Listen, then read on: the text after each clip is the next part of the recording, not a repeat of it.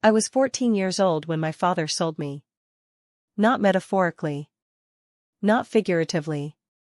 He sold me. To a man 43 years older than me. For $8,000, a luxury car, and a business partnership that would make my father wealthy. I remember the exact moment I stopped being a daughter and became merchandise. It was a Thursday afternoon. The air smelled like cardamom and mint tea. My mother was preparing for guests. I thought maybe it was my aunts coming over. I was sitting in the courtyard doing homework, dreaming about becoming a doctor someday. Stupid, foolish dreams. Dreams that girls like me weren't allowed to keep. My father called my name. Not gently. He never said my name gently. Layla. Come here. Now. I walked into the sitting room, and there he was. Sheikh Rashid. I'd seen him before at the mosque. Gray beard, almost white. Thick hands with gold rings on every finger. A smell of expensive cologne that couldn't quite cover the scent of cigarette smoke and something else, something that made my stomach turn. He was sitting on our best sofa, the one we only used for important guests. My father sat beside him, smiling. I'd never seen my father smile like that. It was the smile of a man who'd just made a deal. This is my daughter, my father said, gesturing to me like I was a vase he was selling. Not even looking at my face. 14 years old. Virgin, of course. Well-raised. Obedient. She prays 5 times a day. She can cook, clean, and she's top of her class at school, though of course, she'll be leaving that nonsense behind soon. The old man's eyes crawled over me. Starting at my feet, moving up slowly, too slowly, pausing at places that made my skin feel like, beautiful, he said. His voice sounded like gravel scraping against stone. Mashallah. She'll give me many sons. I looked at my father. Waiting for him to laugh. To say this was a joke. To protect me. That's what fathers do, right? They protect their daughters? He didn't even look at me. The wedding will be in 3 weeks, my father said. We'll need time to prepare properly. A celebration worthy of Sheikh Rashid's status. The room tilted. I grabbed the doorframe to keep from falling. Baba? My voice came out so small. So weak. Baba, what are you saying? He finally looked at me. And his eyes were cold. Empty. Like looking at a stranger. You should be grateful, he said. Sheikh Rashid is a respected man. Wealthy. You'll want for nothing. This is a great honor for our family. But I'm 14. You're a woman now. He cut me off like I was an annoying insect. You got your period 2 years ago. You're of age. This is decided. I looked at my mother, standing in the doorway with a tea tray. Her hands were shaking. The cups rattled against each other, a tiny sound that seemed to fill the entire universe in that moment. Our eyes met. Please, I begged her silently. Please, Ummi. Say something. Do something. Save me. She looked away. Set down the tea tray. And walked out of the room. That night, I lay in my bed, the bed I'd slept in since I was a baby, and I stared at the glow-in-the-dark stars I'd stuck on the ceiling when I was 9. I'd been so proud of those stars. I'd arranged them in the shape of my name in Arabic. Layla. Night. My grandmother had chosen the name because I was born at midnight. I counted those stars over and over. 37 of them. I counted them and tried to imagine what it would be like to be dead. Because that's what was happening, wasn't it? I was dying. The girl who dreamed of being a doctor, who loved mathematics and poetry, who wanted to travel and see the ocean and maybe, someday, fall in love with a kind man who would see her as a person, that girl was being erased. In 3 weeks, she would disappear completely. My mother came to my room at 2 a.m. I wasn't asleep. I hadn't closed my eyes once. She sat on the edge of my bed and stroked my hair the way she used to when I was little and had nightmares. I know you're scared, Habibti, she whispered. I was too. I was 15 when I married your father. I cried for 3 days straight. Then why? I grabbed her hand, squeezing so hard it must have hurt. Why are you letting him do this to me? You know what this is. You know. Because there is no other choice. Her whisper became sharp, desperate. What do you want me to do, Layla? Say no? Fight him? He would divorce me. Throw me out. I would have nothing. No money. No home. No honor. And you would still marry Sheikh Rashid. Because your father has decided. And when a father decides, it's finished. She pulled her hand away from mine. This is our life, she said, standing up. The moonlight from my window made her look like a ghost. This is every woman's life. We survive. We endure. We make the best of what we're given. And if we're lucky, we have daughters, and we teach them to do the same. I won't, I said. My voice was shaking, but I meant it. I'll run away. I'll kill myself. I'll do anything. You'll do nothing. Her voice went flat. Dead. Because if you run, they'll find you. And when they find you, your brothers will kill you. For honor. For family shame. They'll put a bullet in your head and dump your body in the desert, and everyone will say you deserved it. Is that what you want? She walked to the door. Paused with her hand on the frame. Wear the white dress, she said quietly. The one with the lace sleeves. Sheikh Rashid likes modesty. Then she left. And I was alone with my glow-in-the-dark stars and the suffocating knowledge that I had 21 days of freedom left. 21 days until I became property. 21 days until my name stopped being Layla and became Sheikh Rashid's wife. 21 days until I disappeared. I pulled my knees to my chest and bit my pillow so no one would hear me scream. The next morning, I woke up hoping it had been a nightmare. It wasn't. My mother was in the kitchen, already preparing breakfast like nothing had happened. Like she hadn't just told me last night that my life was over. Like she hadn't chosen my father's comfort over my future. I watched her crack eggs into a pan, her movements automatic, robotic. This was what 25 years of marriage had done to her. Turned her into a ghost who cooked and cleaned and obeyed. I swore to myself I would never become her. But I didn't know yet that you don't get to choose. Not when you're born a girl in a family where honor matters more than happiness. Where daughters are investments, not people. My brothers came down for breakfast, Ahmad, 19, and Khalil, 17. They were laughing about something, shoving each other the way brothers do. They didn't even look at me. Why would they? I was just their sister. Less important than them. Less valuable. They would inherit everything. The house. The business. The family name. I would inherit nothing except whatever husband was chosen for me. Mabruk, Layla, Ahmad said suddenly, his mouth full of bread. Congratulations. I stared at him. What? Your engagement. He grinned. Father told us last night. Sheikh Rashid. That's impressive. He's very wealthy. Very connected. This is good for the family business. The family business. That's all I was. A transaction. A merger. I'm 14, I said. My voice came out sharper than I intended. I'm a child. Khalil laughed. Actually laughed. You're not a child anymore, little sister. You're a woman.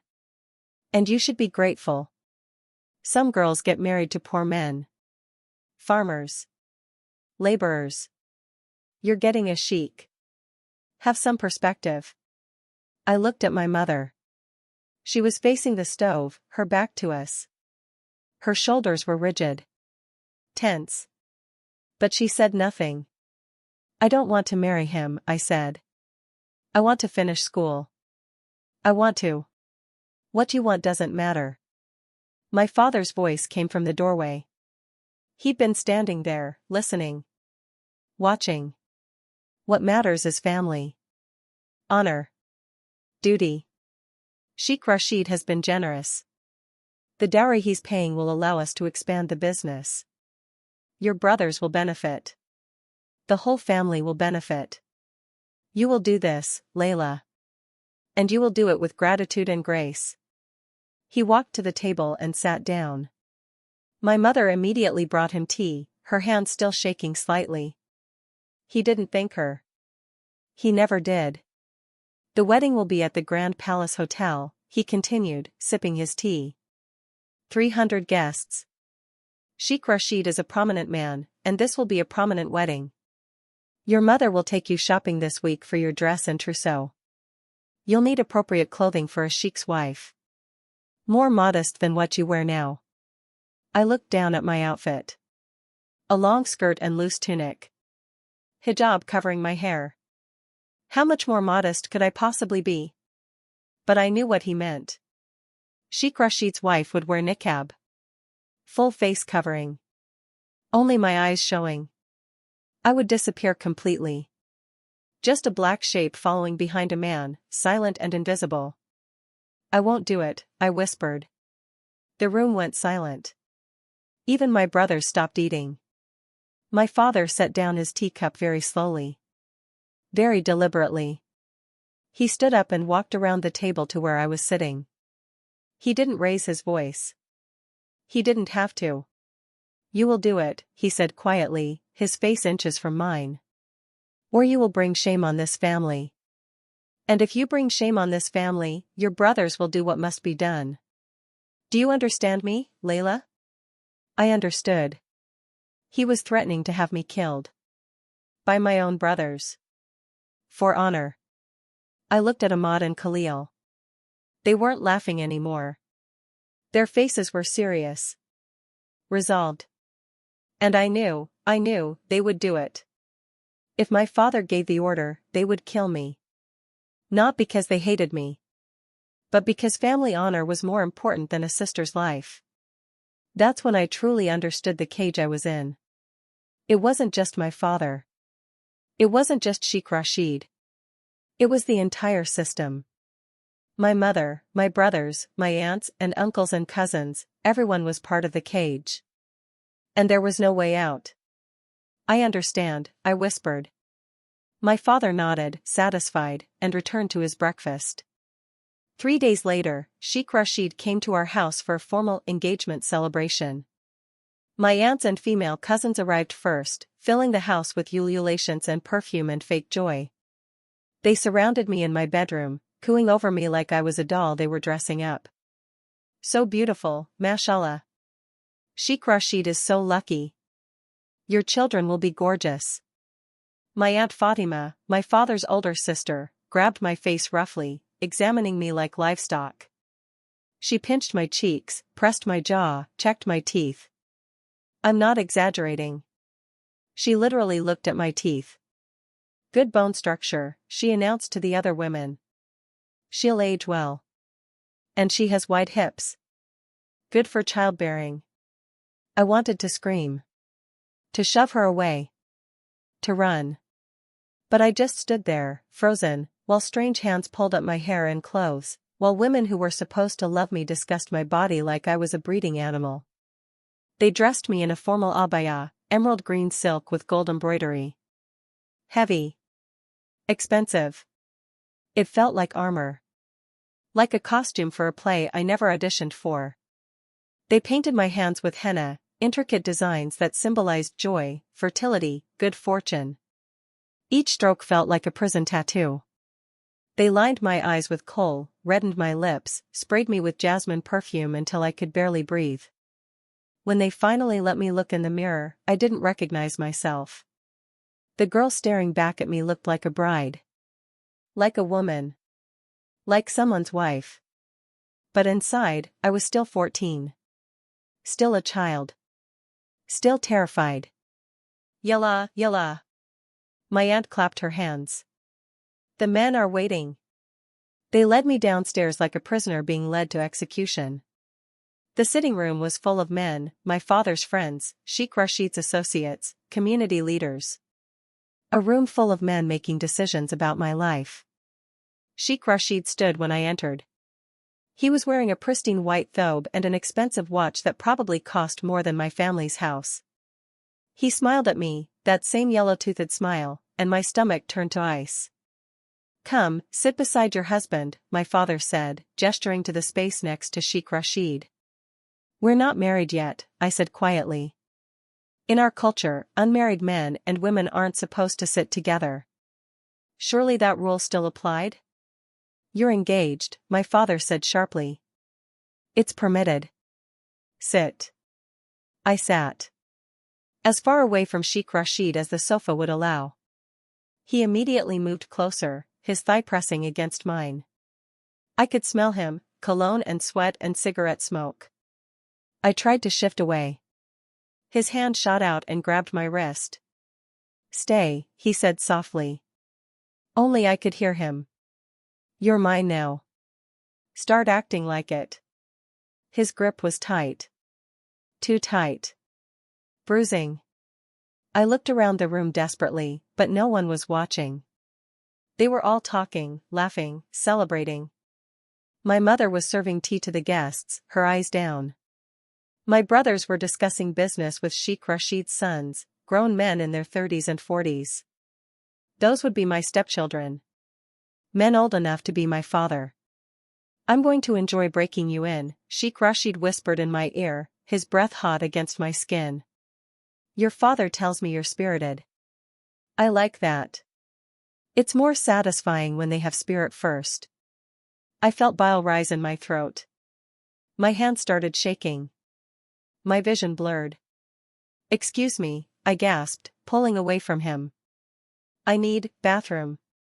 I ran. I didn't care if it was rude. I didn't care if I embarrassed my father. I ran to the bathroom, locked the door, and vomited until there was nothing left. Then I sat on the cold tile floor and wrapped my arms around myself and rocked back and forth, trying to breathe.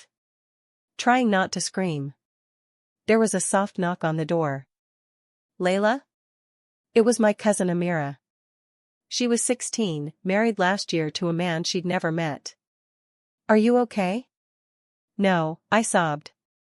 I'm not okay. I can't do this. I can't. You can.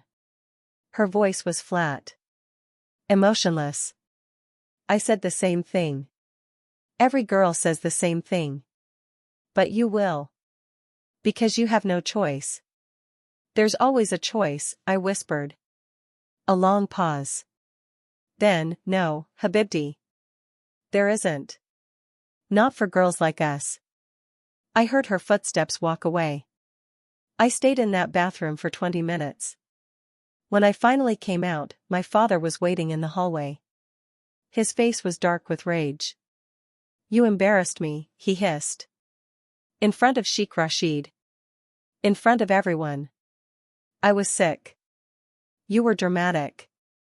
Childish. He grabbed my arm, his fingers digging into my flesh. Let me make something very clear to you, Layla. This marriage is happening. You will smile. You will be gracious. You will be the perfect bride. And if you do anything to jeopardize this arrangement, I will make sure you regret it. Do you understand? I nodded, tears streaming down my face. Good. He released me. Now go back downstairs and apologize to your fiancé. I wanted to die. Right there in that hallway, I prayed to Allah to just let me die. To stop my heart. To end this nightmare. But my heart kept beating. And I walked back downstairs. And I apologized to the man who would own me in 3 weeks. That night, alone in my room, I did something I'd never done before. I prayed to a God I didn't know. If there's anyone out there listening, I whispered into the darkness. Anyone besides Allah who doesn't answer. If there's anyone who cares about girls like me, please. Please help me. I don't want to die. But I can't live like this. The room stayed silent. The stars on my ceiling glowed their faint green light. 18 days until the wedding. 18 days until I stopped being Layla. I started praying 5 times a day with a desperation I'd never felt before. Far prayer at dawn, on my knees, forehead pressed to the prayer mat, begging Allah to change my father's mind. To make Sheikh Rashid choose a different girl. To send some miracle that would save me.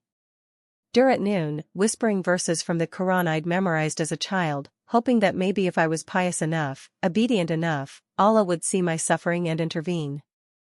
Asr in the afternoon, my voice breaking as I recited the prayers, tears soaking into the mat beneath me. Maghrib at sunset, watching the sky turn from gold to purple to black, feeling my hope die with the light.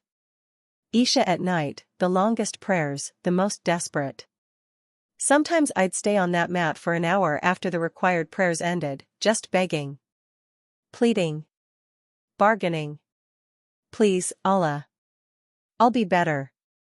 I'll be perfect. I'll never complain. I'll wear niqab willingly. I'll have as many children as you want. Just please, please don't make me marry him. Not him. He scares me. He hurts me with just his eyes. Please. Silence. Always silence. The ceiling didn't open. Angels didn't descend. There were no signs, no wonders, no divine intervention. Just me, alone in my room, crying into a prayer mat that smelled like my own tears and desperation. My mother found me one afternoon, still on the mat 2 hours after Asr prayer. The sun had moved across my room, leaving me in shadow. My legs had gone numb from kneeling. "You'll make yourself sick," she said quietly, standing in the doorway. "Maybe that's what I want," I said without looking up. "Maybe if I'm sick enough, the wedding will have to be postponed. Or cancelled." She walked into the room and sat on my bed. For a long moment, she said nothing. Then, I prayed too. For 2 years before my wedding. Every single day. I begged Allah to save me from your father. I finally looked at her. Her face was lined with exhaustion, with years of disappointment. She was only 39 but looked 50. "He didn't answer you either," I said. It wasn't a question. No, she picked at a thread on my bedspread. I decided Allah's answer was no. That this was my test. My burden to carry. That maybe in Jannah, in paradise, I'd be rewarded for my patience and suffering. "And do you believe that?" I asked. "Really? Do you believe there's a paradise waiting for you after you've spent your whole life in hell?" Her eyes filled with tears. "I have to believe it, Layla. Because if I don't, if this life is all there is, then what was the point? What was any of it for?" She stood up and walked to the door. Paused. "Allah's ways are mysterious. That's what they tell us. That we can't understand his plan. That suffering builds character. That pain is temporary but paradise is eternal. Do you believe that?" I asked again, more forcefully this time. She looked at me with the saddest eyes I've ever seen. "I don't know what I believe anymore." Then she left. The wedding preparations continued like a machine that couldn't be stopped. My mother took me shopping for my wedding dress. We went to the most expensive bridal boutique in the city, the kind of place I'd walked past 100 times, pressing my nose to the window, dreaming of the day I'd choose my own dress for a marriage I actually wanted. The boutique owner was a round, cheerful woman who kept congratulating me, squealing about how young and beautiful I was, how lucky, how blessed. "Most brides are older," she gushed, pulling dress after dress from the racks. "But you. So young. So fresh. Sheikh Rashid must be so pleased." I wanted to tell her that Sheikh Rashid was a predator. That this wasn't a wedding, it was a sale. That I was 14 years old and terrified. But I just stood there like a mannequin while she and my mother discussed fabrics and cuts and embellishments. They chose a dress that weighed at least 15 pounds. White silk with thousands of hand-sewn crystals, a train that stretched 6 feet behind me, sleeves that covered my arms completely, and a neckline that came up to my chin. A hijab-friendly wedding dress, they called it. Modest and elegant. It looked like a beautiful prison. When they made me try it on, I caught sight of myself in the three-way mirror. The girl looking back at me was a stranger. A bride. A woman. Someone about to promise her life to a man she didn't choose, didn't love, didn't even know. I started crying. Right there in the boutique, in front of the sales ladies and my mother and other customers. Sobbing so hard I couldn't breathe, couldn't stand, couldn't function. "Oh, Habibti." The boutique owner rushed over, thinking I was crying from joy. I know. Every bride cries when she sees herself in the dress. It's so emotional. My mother knew better. She knew these weren't tears of joy. But she just handed me a tissue and said, "Pull yourself together. People are watching. People are watching." That's all that mattered. Not how I felt. Not what I wanted. Just what people would think. What they would say. The image we projected to the world. We bought the dress. Along with 5 other outfits for the wedding week, traditional dresses in red and gold and emerald green, each one more elaborate than the last. A trousseau fit for a sheikh's wife. The bill came to $12,000. Sheikh Rashid paid for all of it without blinking. Money was nothing to him. I was the commodity he was purchasing. What's a few $1,000s when you're buying a child bride? At night, I started having nightmares. In them, I was drowning. Sinking into dark water, weighted down by my wedding dress, the crystals pulling me deeper and deeper. I'd scream for help, but no sound would come out. I'd reach toward the surface, toward the light, but my arms wouldn't move. And then I'd see faces above the water, my father, my brothers, Sheikh Rashid, watching me drown and doing nothing. I'd wake up gasping, soaked in sweat, my heart racing so fast I thought it would explode. One night, the nightmare was different. I was drowning as usual, but this time, when I looked up at the surface, I saw a woman's face looking down at me. Not my mother. Someone else. She was crying. Reaching toward me. Mouthing words I couldn't hear. I woke up with her face burned into my memory. I didn't know who she was. But something about her felt important. Like she was trying to tell me something. I pushed the thought away. I was losing my mind. That's what was happening. The stress, the fear, the desperation, it was making me see things, imagine things. 10 days before the wedding, my period came. I should have been relieved. In our culture, you can't get married while you're menstruating. It's considered unclean. I thought maybe this would buy me time. A few extra days of freedom. I was wrong. My mother found the evidence, I wasn't careful enough hiding it, and instead of sympathy, I saw panic in her eyes. "How long?" she demanded. "I just started this morning." "How many days do you usually bleed?" 5, maybe 6. She did the math in her head, and her face went pale. "That's cutting it too close. If you're still bleeding on the wedding day, then the wedding gets postponed," I said, a tiny spark of hope igniting in my chest. "No," she shook her head firmly. "Then your father will be humiliated. Sheikh Rashid will be insulted. This cannot happen, Layla." She left the room and came back 10 minutes later with pills. Medication to stop menstruation. To control my body. To make sure nothing, not even my own biology, interfered with the transaction. "Take these," she said, holding out the pills and a glass of water. 3 times a day until the wedding. They'll stop the bleeding within 48 hours. I stared at the pills. "What if I don't want to?" Her expression hardened. "This isn't about what you want. Take them. And if I refuse? Then I'll tell your father you're being difficult. And he'll make you take them. And it won't be gentle. Is that what you want?" I took the pills. Within 2 days, the bleeding stopped. My body betrayed me, just like everything else. I couldn't even rely on my own period to save me. A week before the wedding, I stopped eating. Not intentionally at first. I just couldn't. Food tasted like ash. My stomach was in knots constantly. The thought of swallowing anything made me nauseous. My mother noticed after 3 days. "You're getting thin," she said, watching me push rice around my plate. "You need to eat. You'll faint during the wedding." "Good," I muttered. She slammed her hand on the table. "Enough. Enough of this childish rebellion. You think you're the only girl who ever had to marry someone she didn't choose? You think you're special? You're not. This is life. This is what women do. We sacrifice. We suffer. We survive. Now eat." I took a bite.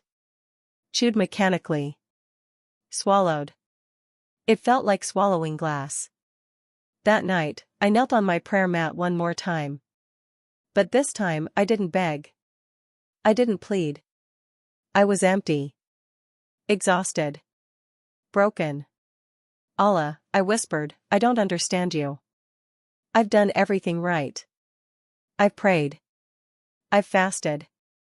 I've obeyed my parents. I've covered my body. I've memorized your words. And this is what you give me? A life of suffering? A husband who terrifies me? A future as property?" I waited for guilt. For shame. For fear of blasphemy. But I felt nothing. Just emptiness. "They tell me you're merciful," I continued. "But I don't see mercy. They tell me you love your creation. But I don't feel loved. They tell me you hear every prayer. But you haven't heard mine. Or maybe you have, and you just don't care." I laid down on the mat, too tired to even sit up anymore. "Why did you make me a woman?" I whispered to the ceiling, to the glow-in-the-dark stars that were starting to peel off. "Why did you curse me with this body, this life, this family? What did I do to deserve this?" The silence that answered me was louder than any voice. I realized then what I'd been trying not to accept: Allah wasn't going to save me. No one was going to save me. I was alone in this. Completely, utterly alone. I closed my eyes and let the tears flow. Not dramatic crying anymore. Just quiet, hopeless tears. The kind that come when you've finally accepted your fate. 7 days until my wedding. 7 days until I became Sheikh Rashid's property. 7 days until the girl named Layla ceased to exist. And there was nothing I could do to stop it. 5 days before the wedding, something happened that I can only describe as divine intervention, though I didn't recognize it as that at the time. Our housemaid, Maria, was a Filipina woman who'd been working for our family for 2 years. She was quiet, efficient, nearly invisible, the way foreign workers are supposed to be in our world. She cleaned, she cooked when my mother needed help, and she never spoke unless spoken to. I barely noticed her most days. She was just part of the furniture, another woman trapped in our house, though her cage was different from mine. That morning, I was in my bathroom, staring at myself in the mirror. I'd lost 8 pounds in 2 weeks. My cheekbones were sharp, my eyes hollow. I looked like a ghost. I was trying to summon the energy to shower when I noticed something tucked behind the soap dispenser. A small piece of paper, folded carefully. My heart started racing. Had I left a note to myself? Was I losing my mind? I unfolded it with shaking hands. The handwriting was small, careful, not mine. John 8 verse 36, "If the Son sets you free, you will be free indeed." Underneath, in the same careful script, "There is hope. There is freedom. But not where you've been looking. M. Maria." I stood there holding that paper, my mind spinning. John? Who was John? And what son? Freedom? What did any of this mean? I knew immediately it was something forbidden. Something dangerous. Christians had a book, didn't they? A Bible. They had prophets with names like John and Matthew and Luke. My father had warned us about Christians, deceivers, he called them. People who'd corrupted the true message of God. Associating partners with Allah, the worst sin imaginable. But Maria had risked her job, maybe her life, to leave me this note. Why?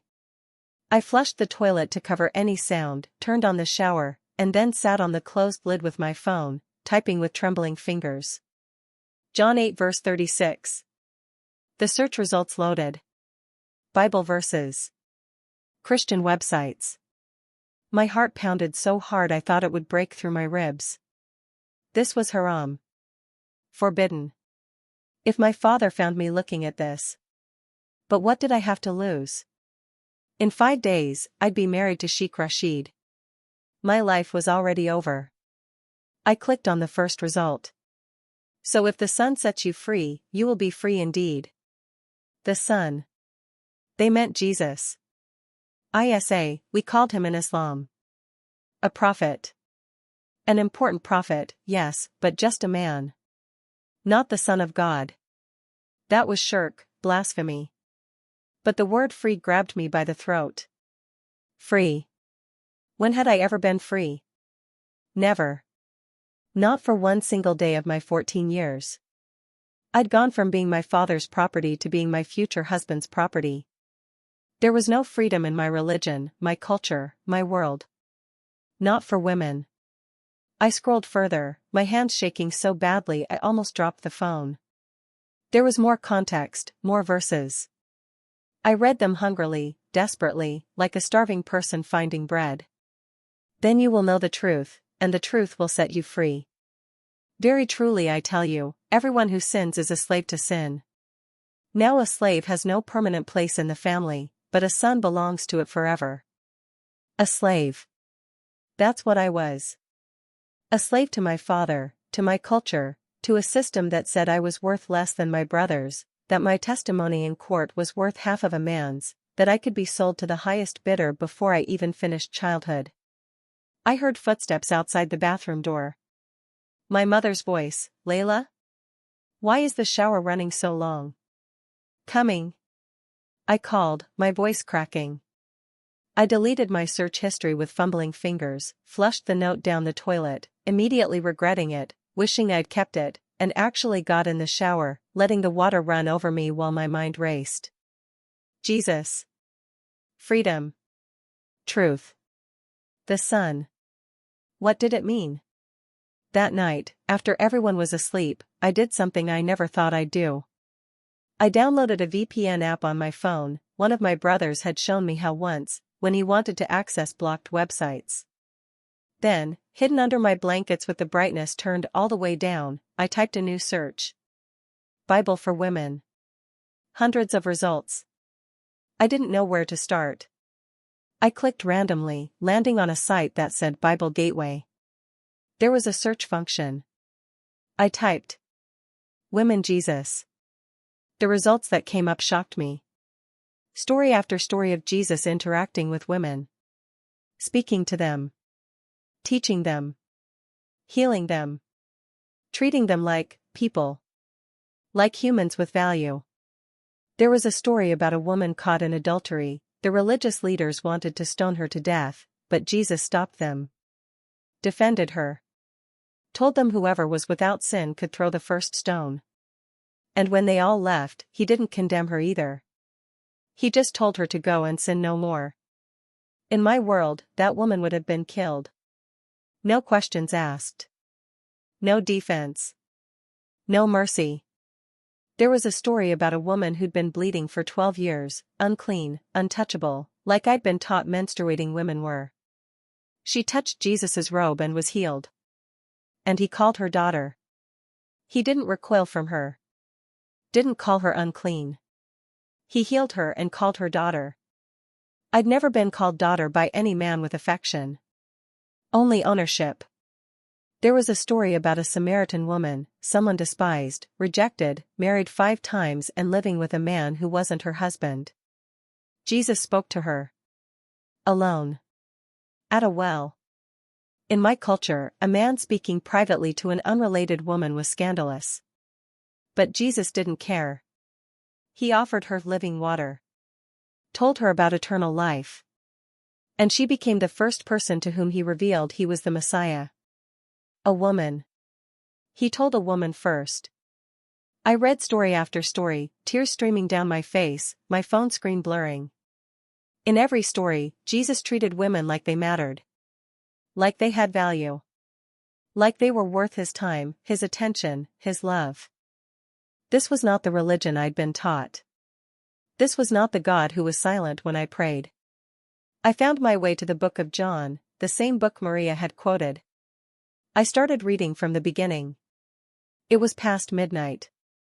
I had to be up for far prayer in 4 hours. But I couldn't stop. In the beginning was the Word, and the Word was with God, and the Word was God. The Word became flesh and made his dwelling among us. God became flesh. Came to earth. Walked among humans. This was so different from what I'd been taught. Allah was distant, untouchable, unknowable. But this Jesus, this God made flesh, he touched lepers. He held children. He let women wash his feet with their tears. He was close. He was present. He was loving. I read until my eyes burned, until the call to prayer echoed from the mosque down the street, until the sky started turning gray with dawn. Then I deleted my history again, hid my phone, and went to wash for far prayer. But this time, as I knelt on my mat facing Mecca, the prayers felt hollow. Empty. I was saying words I'd said 1,000 times, but they meant nothing. Because I'd just read about a God who saw me. Who valued me. Who called women daughter. And I wanted to know more. The next day, I found Maria in the laundry room. She was folding clothes, her movements quick and efficient. When she saw me, her eyes widened slightly. Afraid. I closed the door behind me and locked it. Her fear intensified. Please don't be scared, I whispered. The note. It was from you, wasn't it? She hesitated, then nodded slowly. I'm sorry. I shouldn't have, I heard you crying. Every night. And I know what's going to happen to you. I couldn't just do nothing. You're Christian, I said. Not a question. A statement. Yes. She lifted her chin slightly, defiant even in fear. I am. Tell me about Jesus. The words came out desperate, hungry. Tell me about freedom. Tell me about this Son who sets people free. She stared at me for a long moment. Then tears filled her eyes. If your father finds out I spoke to you about this. He won't. I promise. Please, Maria. I'm drowning. And that note, it was the first piece of hope I've felt in weeks. Please. She glanced at the door. Then she started folding clothes again, her hands busy, her voice low. To anyone listening, we'd just be talking about laundry. Jesus is God's son, she said quietly. Not a prophet. Not just a teacher. He's God himself, who came to earth to save us. Because we're all slaves, Miss Layla. Slaves to sin. Slaves to death. Slaves to systems that crush us. But Jesus came to break those chains. How? I whispered, grabbing a towel to fold so I'd look busy too. How does he break them? He died for us. Took our punishment. Our shame.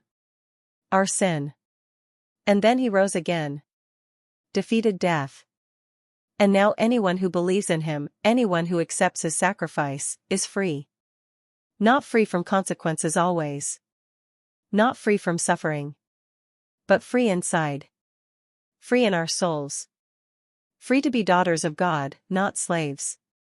Daughters of God. My hand stilled on the towel. Even women? Even girls like me? Especially girls like you. Maria's voice broke. Jesus loved women. Defended women. Elevated women. In his eyes, you're not property. You're not less than your brothers. You're not a commodity. You're his beloved daughter. Worth dying for. I started crying. Right there in the laundry room, folding towels, tears dripping onto the clean clothes. I've been praying, I sobbed. To Allah. Every day. Begging him to save me. And he doesn't answer. He doesn't care. Or maybe he wants me to suffer. I don't know anymore. Oh, Habibti. Maria dropped the clothes and grabbed my hands. A dangerous move. If anyone walked in, it would look too familiar, too intimate. But she didn't care. Jesus answers. He sees you.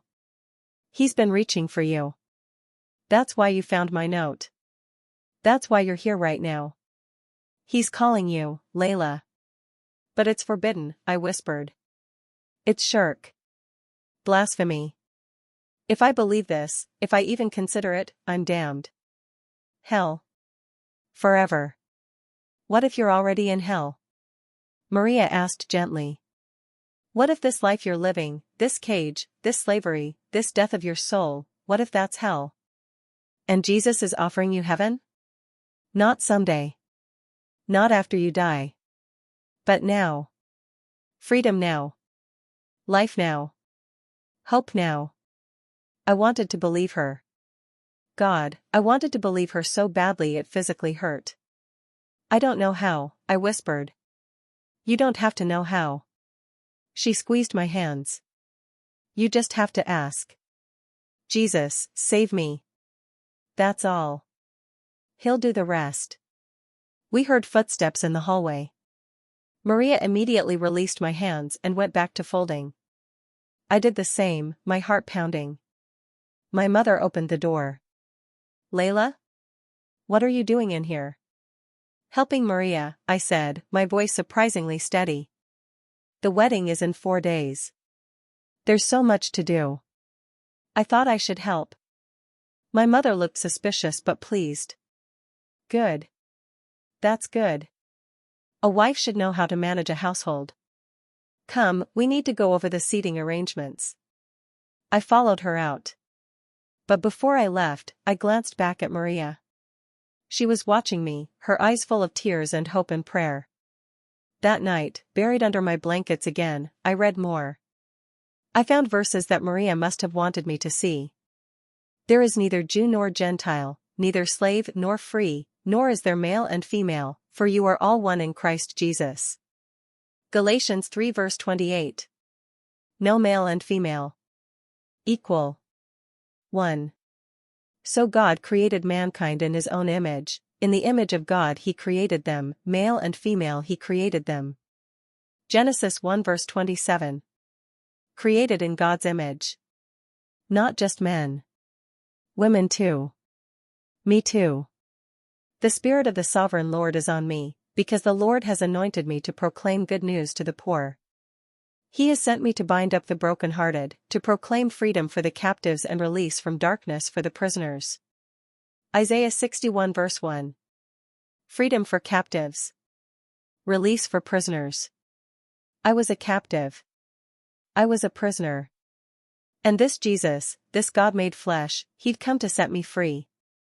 I closed my eyes, my phone clutched to my chest, and I whispered into the darkness. Jesus. I don't know if you're real.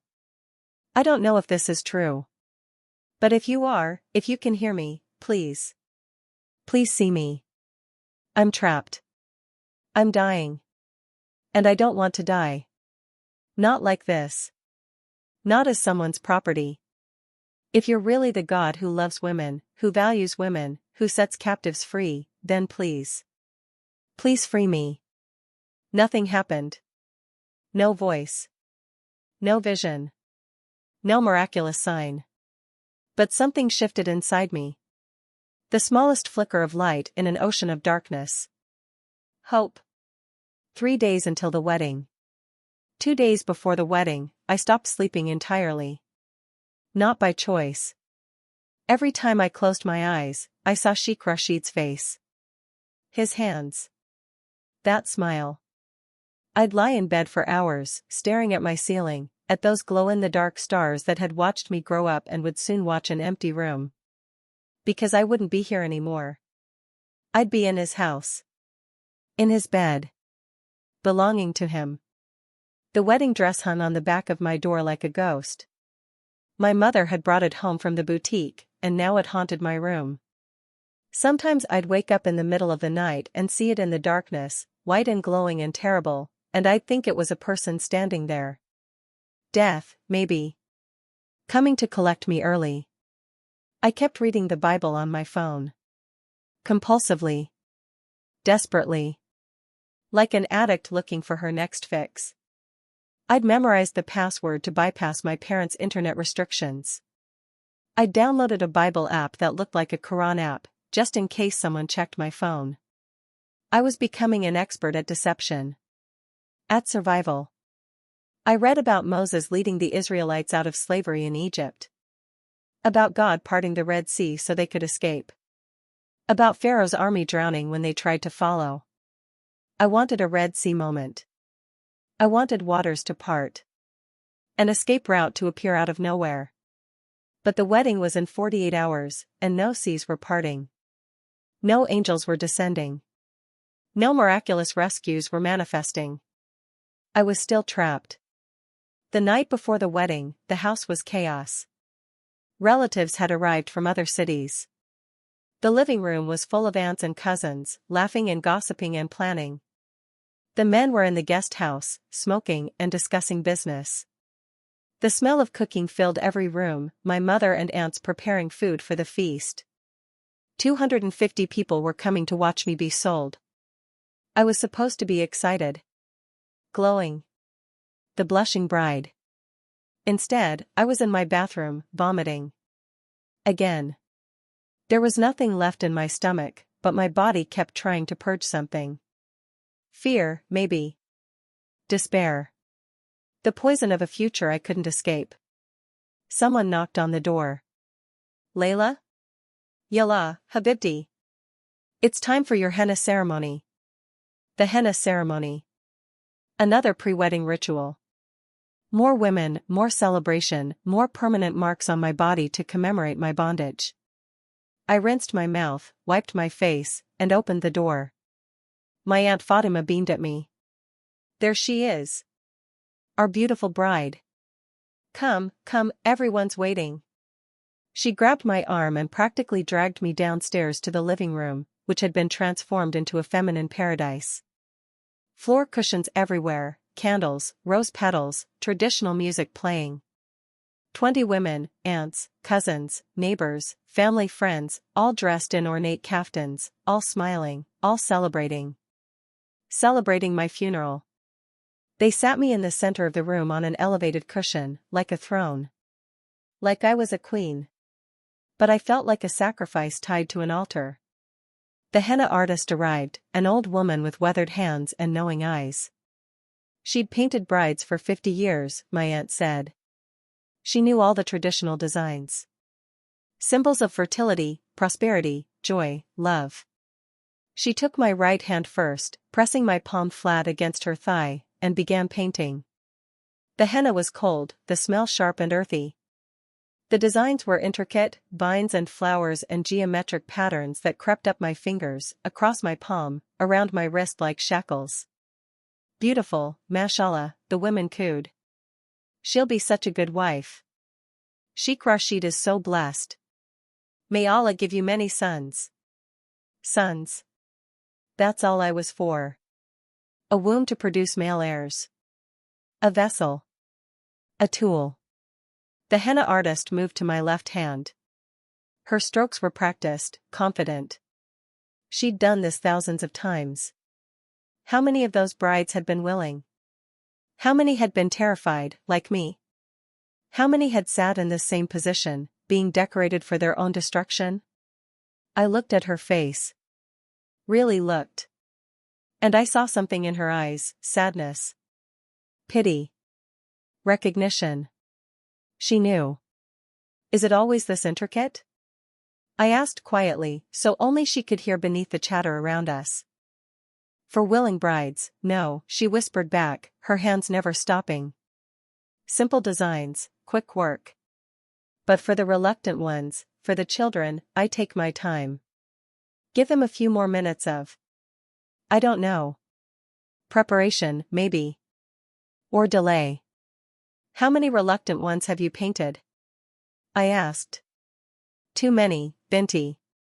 She glanced up at me, and her eyes were ancient. Sad. Too many. Do they ever? I swallowed hard. Do they ever escape? She shook her head, returning to her work. No. They never escape. They just learn to survive. Or they don't. The women around us were singing now. Traditional wedding songs about love and devotion and a happy life. The words felt like knives. What if I can't survive? I whispered. The henna artist's hand paused for just a second. Then continued. Then may God have mercy on your soul. The ceremony lasted 3 hours. By the time it was done, both my hands and feet were covered in intricate designs that would stain my skin for weeks. The darker the stain, the women said, the more your husband loves you. The longer it lasts, the happier your marriage. I wanted to laugh. Or scream. Or both. When it was finally over and the women began to leave, my mother came to my room to check on me. She saw me sitting on my bed, staring at my henna-covered hands. They're beautiful, she said softly. They're lies, I replied. She sighed. Layla. Don't. I looked up at her. Don't tell me it will be okay. Don't tell me to be grateful. Don't tell me this is normal. Because it's not. You know it's not. Her face crumpled. For a moment, I saw past the mask she wore. Past the dutiful wife, the obedient daughter-in-law, the proper mother. I saw the girl she'd been once. The 15-year-old bride who'd cried for 3 days. What do you want me to say? She whispered. That I'm sorry? I am. That I wish I could change it? I do. That I hate myself for not protecting you? I do, Layla. Every day. But what can I do? What can I do? You could have said no, I said. When father told you about Sheikh Rashid. You could have fought for me. And what would that have accomplished? Tears were streaming down her face now. He would have divorced me. Cast me out. And then who would be here to even witness your suffering? Who would be here to? She stopped, pressing her hand to her mouth. To what? I demanded. Witness? Watch. Stand by while I'm destroyed? That's not love, Ummi. That's cowardice.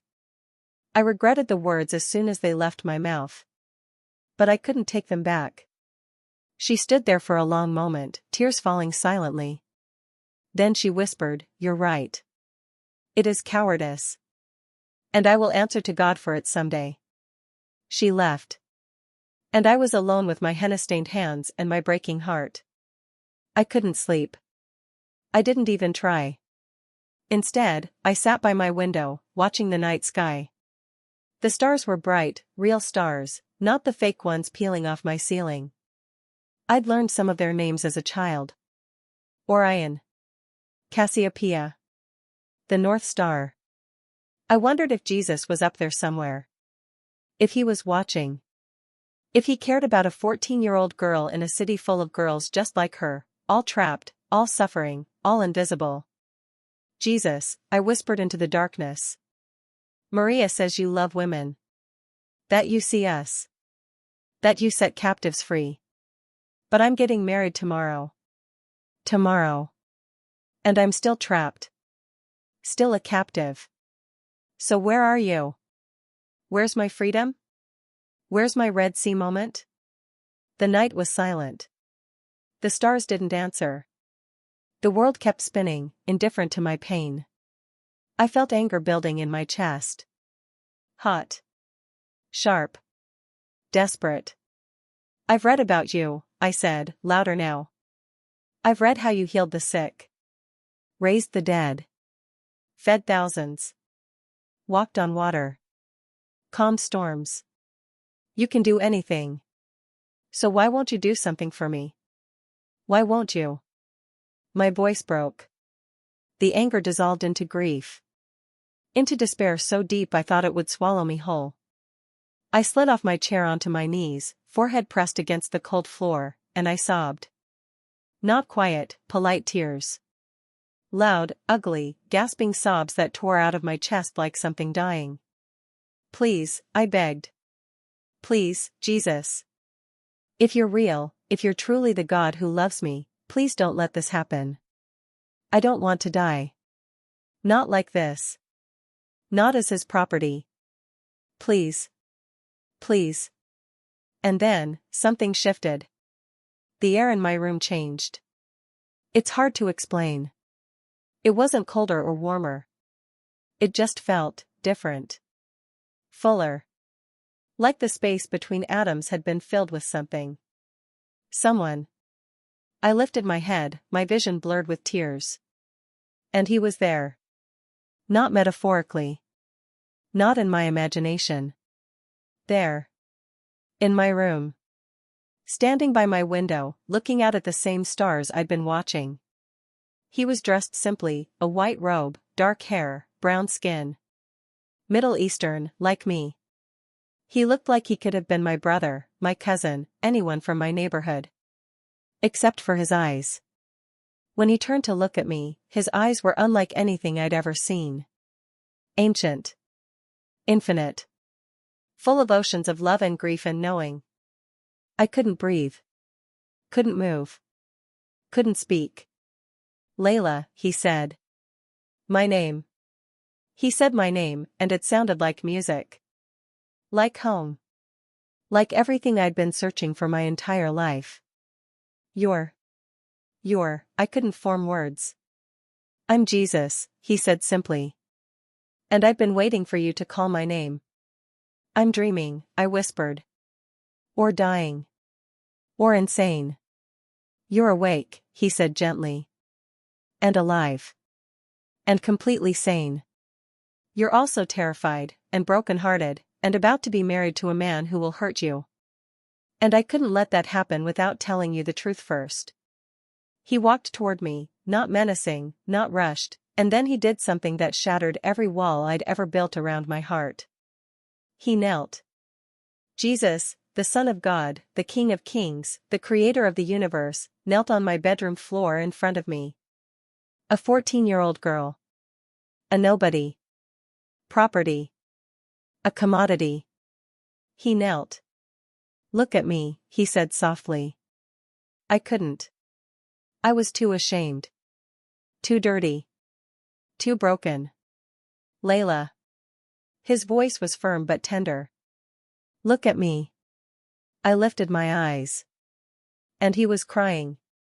Tears streaming down his face, for me. Do you know what I see when I look at you? He asked. I shook my head, my own tears falling. I see my daughter. My beloved. My treasure. I see a girl who was created in my image, with my creativity, my strength, my worth. I see a soul I would die for. That I did die for. But I'm nothing, I sobbed. I'm property. I'm less than my brothers. You are not what they told you. His voice was fierce now, passionate. You are not your father's property. You are not your husband's possession. You are not a commodity or a tool or a vessel. You are mine. Mine, Layla. My daughter. My princess. And No one, not your father, not Sheikh Rashid, not your culture, not your religion, No one can take that away. He reached out and took my henna-covered hands in his. His hands were scarred. I could see the marks where nails had been driven through his wrists. He died. For me. For this moment. So he could tell me I was worth something. But the wedding is tomorrow, I whispered. And I can't stop it. No one can stop it. I can, he said. If you want me to. But Layla, I need you to understand something. Freedom isn't just about circumstances. It's about identity. You've been a slave your whole life, not just to your father, but to lies. Lies about who you are. About what you're worth. And even if I rescue you from this marriage, if you don't know the truth about yourself, you'll still be a slave. Then tell me the truth, I begged. Please. Tell me who I am. He smiled. And it was the most beautiful thing I'd ever seen. You are my daughter. Created with purpose. Loved beyond measure. Worth dying for. You are not less than men, you are equal, made in my image, crowned with glory and honor. You are seen. Known. Valued. And you are free, Layla. Not because of circumstances. But because I paid the price for your freedom. On a cross. 2,000 years ago. I took every chain, every lie, every shame, every abuse, I took it all on myself. And I broke it. So you could be free.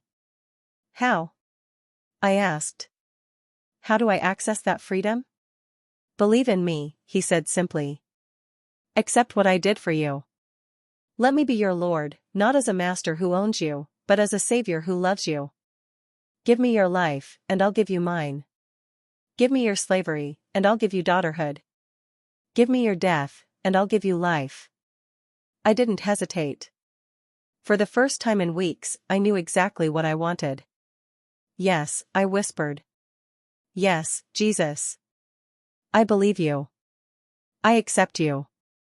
I give you my life. All of it. The broken parts, the terrified parts, the enslaved parts. Take it. Please. And make me free. He pulled me into his arms. And I felt it, the chains breaking. Not physical chains. Soul chains. Identity chains.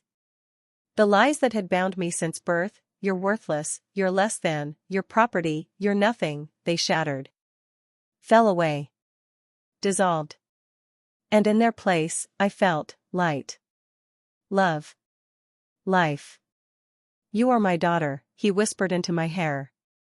And I am so proud of you. I don't know how long I stayed in his arms. Time felt different. Irrelevant. When I finally pulled back, his face was still wet with tears. What happens now? I asked. The wedding is still tomorrow. My father will still force me. How does this change anything? Watch, he said, standing. Watch what your Father in heaven does for his daughter. Trust me, Layla. I haven't brought you this far to abandon you now. And then he was gone. Not dramatically. He just wasn't there anymore. But the presence remained. The peace. The knowing that I wasn't alone. I looked at my hands. The henna was still there. The wedding dress still hung on my door. Nothing physical had changed. But everything had changed. Because I wasn't property anymore. I was a daughter. Not of my earthly father. But of the King of the universe. And daughters of the King don't get sold. I woke up to chaos. For a moment, I thought I'd imagined it all. The encounter with Jesus. The tears. The freedom. Maybe it had been a dream, a desperate hallucination from a mind trying to escape reality. But then I felt it, that peace. That presence. Still there. Solid. Real. I looked at my hands. The henna had darkened overnight. Deep burgundy patterns covered my skin like beautiful chains. But I wasn't afraid anymore. Because chains break. And I had a father who specialized in breaking chains. The shouting from downstairs pulled me out of bed. My mother's voice, shrill and panicked. My father's, angry and commanding. Something was wrong. I pulled on my robe and ran downstairs. The house was full of people, relatives who'd stayed overnight, wedding planners, caterers. Everyone looked stressed. Frantic. My mother saw me and rushed over, grabbing my shoulders. Did you know about this? Know about what? Sheikh Rashid. My father appeared behind her, his face dark with fury. He's in the hospital. Heart attack. Early this morning. My heart stopped. What? He collapsed at his home around 4 a.m., my father continued, his voice tight with barely controlled rage. His sons called an ambulance. He's in intensive care.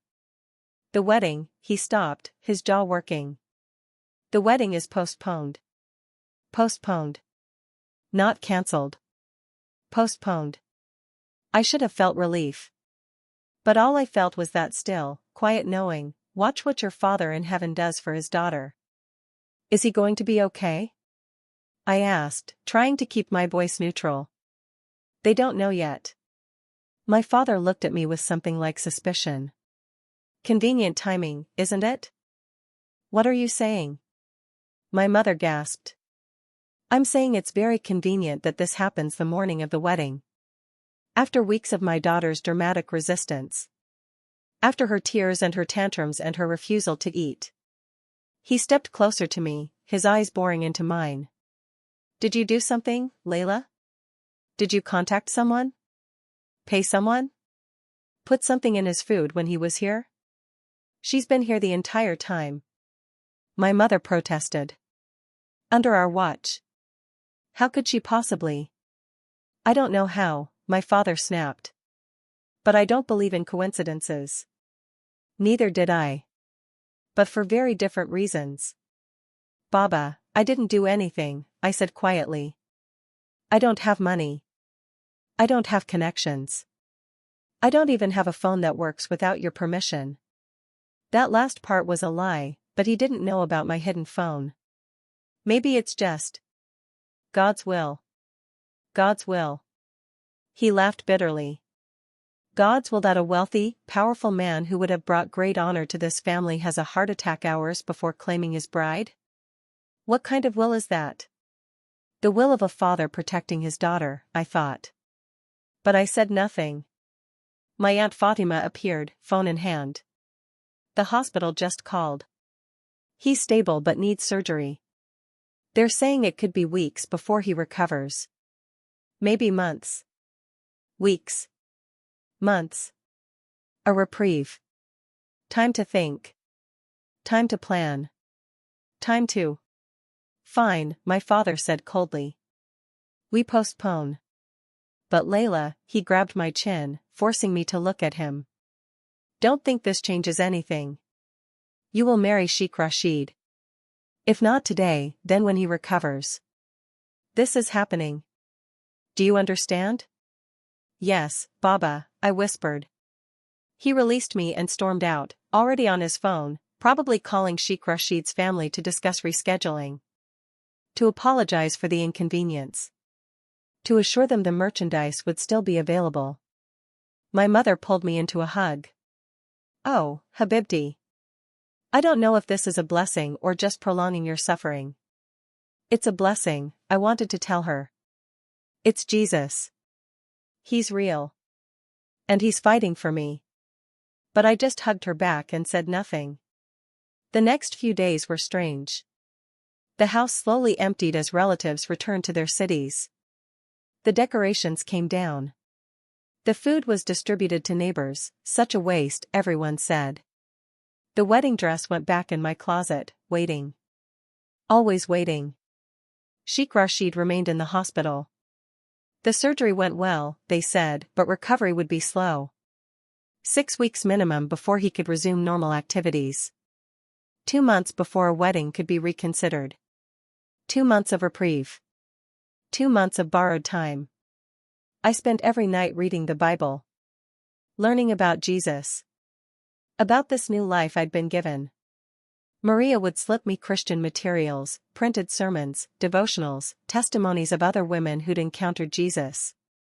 We'd have whispered conversations in the laundry room, in the kitchen when my mother was napping, anywhere we could steal a moment. You need to be baptized, Maria said one afternoon. It's important. It's a public declaration of your faith. Of your new identity. How? I asked. I can't go to a church. I can't be seen with Christians. If my father finds out. There are underground churches, Maria said quietly. Secret gatherings. I can take you. But Layla, you need to understand, once you're baptized, once you publicly declare Jesus as your Lord, there's no going back. Your family will find out eventually. And when they do. She didn't need to finish. I knew what happened to apostates. To girls who left Islam. Honor killing. It wasn't just a threat. It was a guarantee. I need to think about it, I said. But I already knew my answer. Because Jesus had showed up in my room. He'd knelt before me. He'd called me daughter. How could I not declare him publicly? How could I hide this freedom, this life, this love? 3 weeks after the postponed wedding, Maria took me to a house in the Christian quarter of the city. We told my mother we were going to the market. She barely looked up, too exhausted from managing my father's disappointment and rage. The house looked ordinary from the outside. But inside, 20 women were gathered, Filipinas, Ethiopians, a few Arab women in hijabs. All secret believers. All living double lives. All risking everything to worship Jesus. They welcomed me like I was precious. Like I mattered. They prayed over me, sang over me, wept over me. And then an Ethiopian woman named Ruth led me to a large basin they'd filled with water. Baptism is a symbol, she explained in accented Arabic. It represents dying to your old life and rising to new life in Christ. You go under the water as Layla, daughter of your earthly father. You come up as Layla, daughter of the King. Are you ready?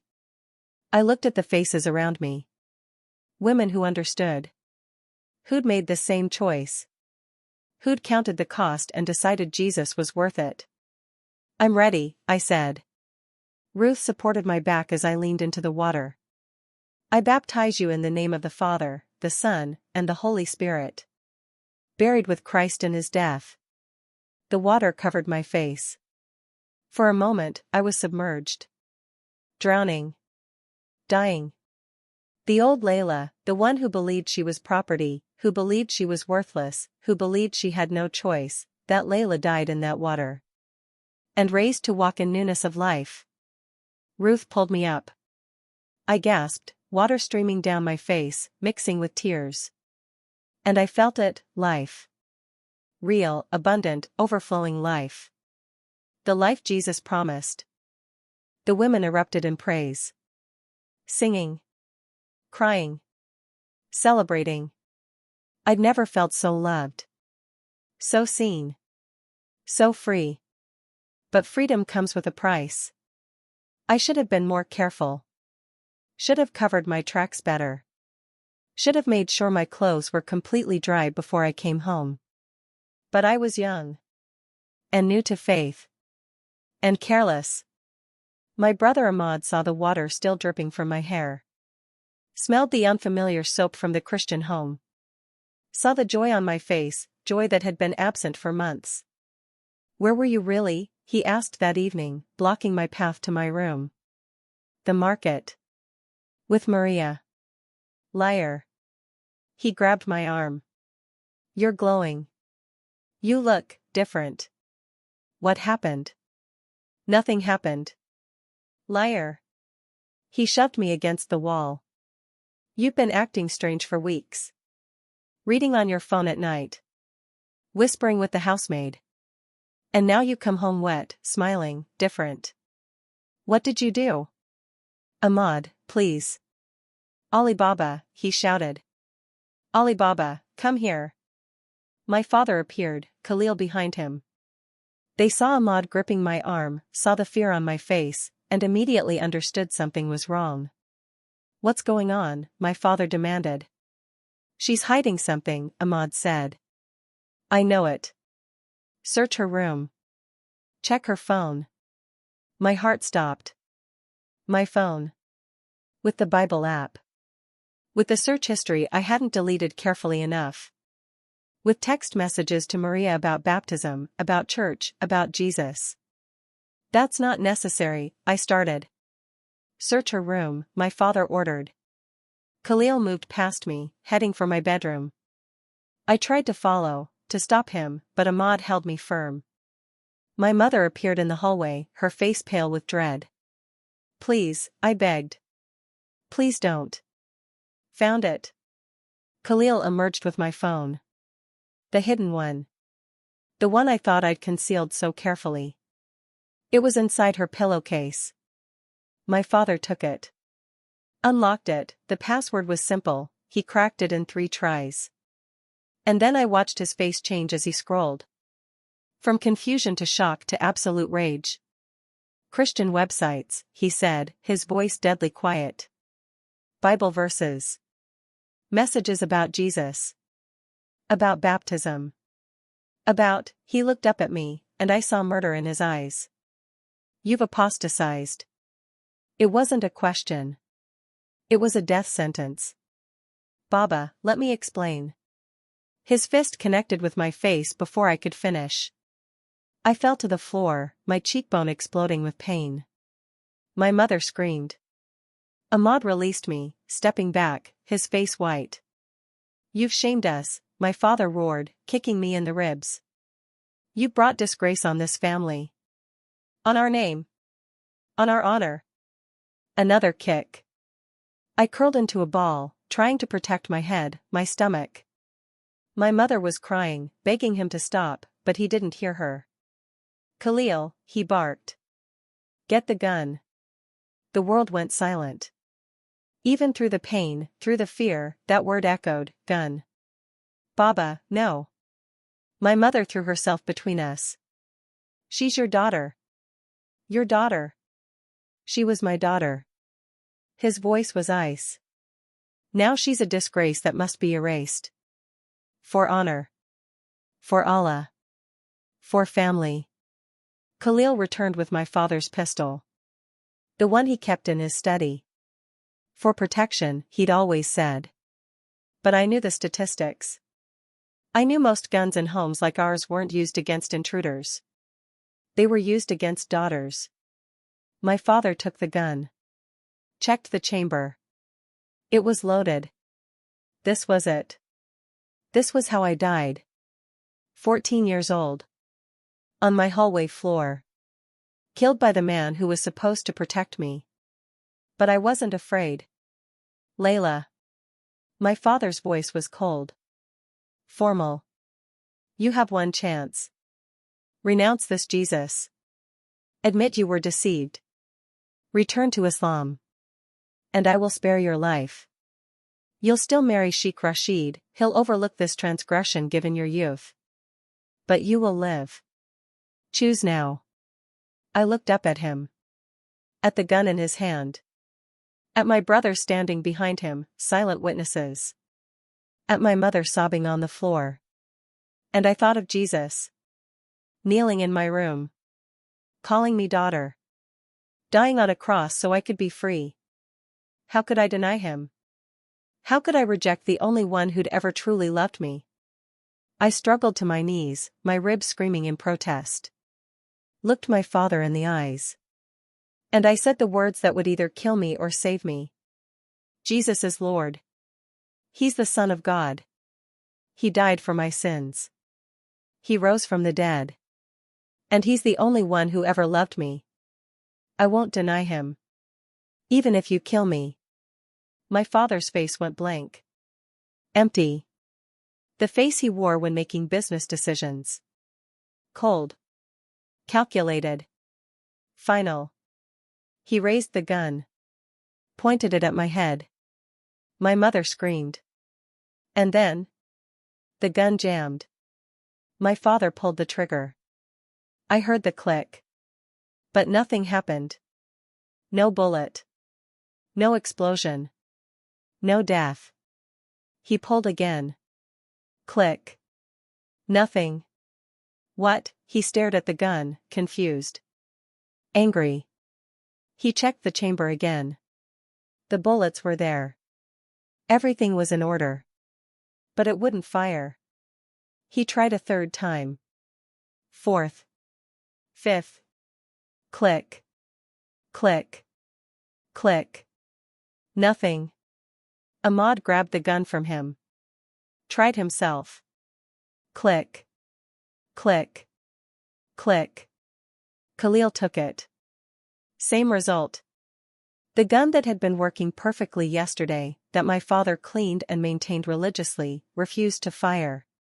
It's a sign, my mother whispered, her voice shaking. It's God protecting her. It's a malfunction, my father roared. But I could see the doubt in his eyes. The fear. Because we all knew that gun. And guns don't just jam 6 times in a row for no reason. Fine. He threw the gun across the hall. It clattered against the wall. Khalil, get a knife. If the gun won't work, we'll do this the old way. But Khalil didn't move. He was staring at me with wide, terrified eyes. Baba, look at her. Everyone looked. And I don't know what they saw. But their faces changed. Horror. Awe. Fear. Later, my mother would tell me I was glowing.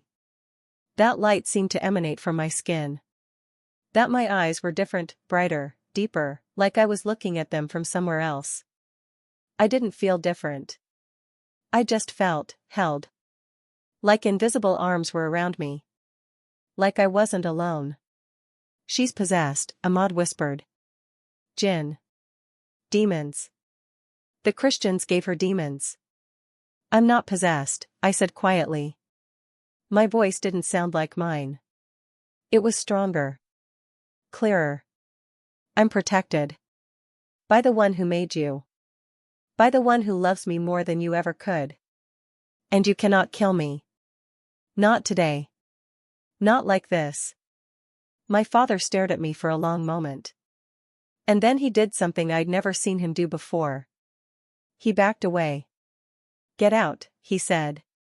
His voice shook. Get out of my house. You are no longer my daughter. You are dead to me. Dead to this family. If I ever see you again, I will finish this. Jammed gun or not. Demons or not.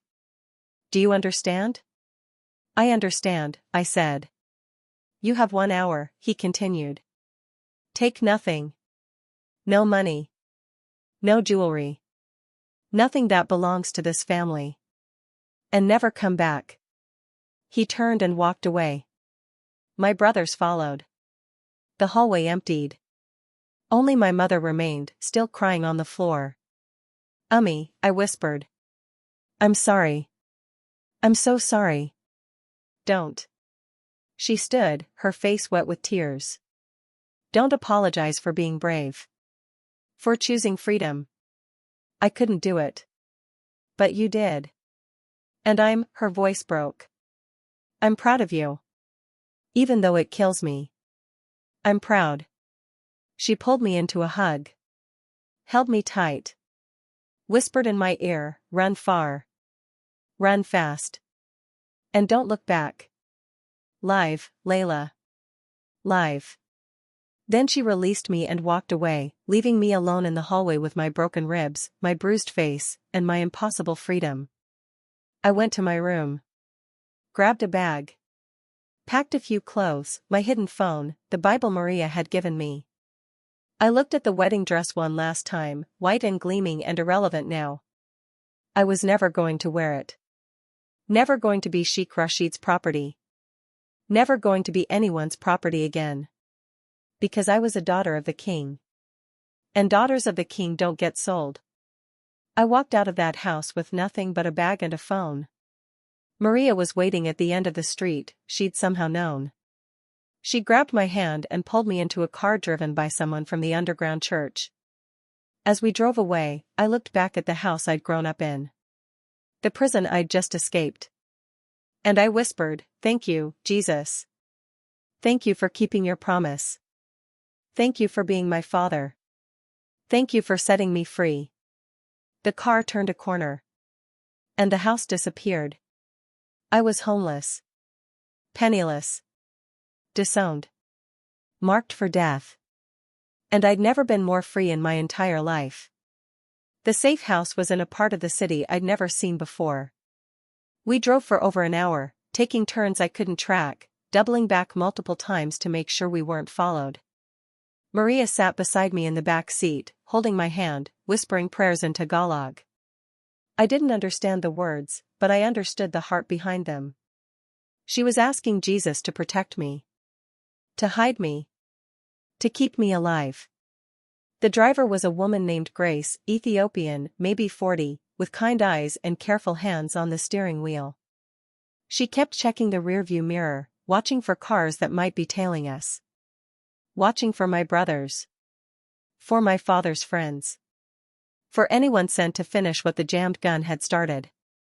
"We're almost there," Grace said finally, her accented Arabic soft and reassuring. "Just a few more minutes, Habibti. You're safe. You're safe." But I didn't feel safe. I felt exposed. Hunted.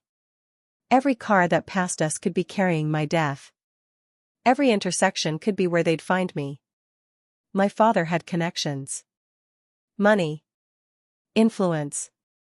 And I was just a 14-year-old girl with a bag of clothes and a faith that was hours old. What if they find me? I whispered. "They won't," Maria said firmly. "This house is off the grid. No official address. No paper trail. The woman who runs it, Sister Miriam, she's been hiding women like you for 20 years. Women fleeing forced marriages, honor killings, abuse. No one has ever been found. Not once." 20 years, I repeated. "How many women?" "Over 300, Grace said from the front seat. Muslim women, mostly. Some escaping ISIS in Syria. Some escaping Boko Haram in Nigeria. Some escaping their own families, like you. All of them alive today because Sister Miriam said yes to Jesus and yes to the dangerous work of hiding his daughters. 300 women. 300 stories like mine. 300 girls who'd counted the cost and decided freedom was worth the risk. I wasn't alone. The safe house was an old apartment building, the kind that looked like it should have been condemned years ago. Crumbling exterior. Graffiti on the walls. Broken windows on the upper floors. The perfect camouflage. Who would think to look for runaway daughters in a place like this? Grace parked in an underground garage, and we took a service elevator to the 4th floor.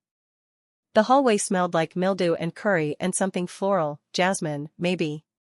We stopped at a door marked 4C. Grace knocked 3 times, paused, knocked twice more. A code.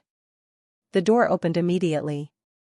A woman stood there, late 50s, round face, hijab covering her hair, warm eyes that crinkled at the corners when she smiled.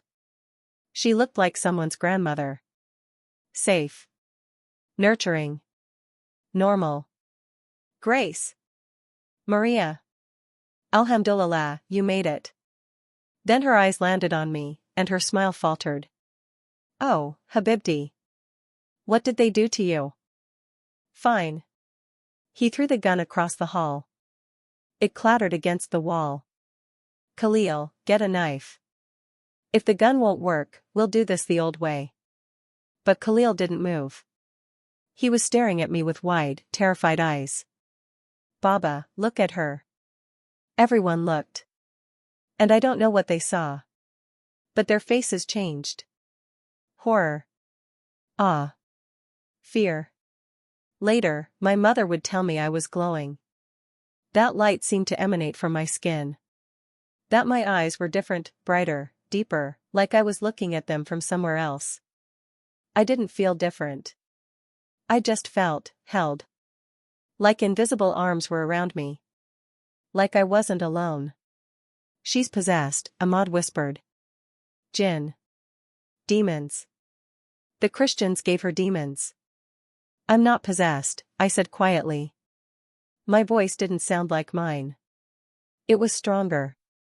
Clearer. "I'm protected. By the one who made you.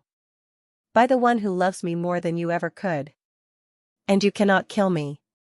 Not today. Not like this." My father stared at me for a long moment. And then he did something I'd never seen him do before. He backed away. "Get out," he said. His voice shook. "Get out of my house. You are no longer my daughter.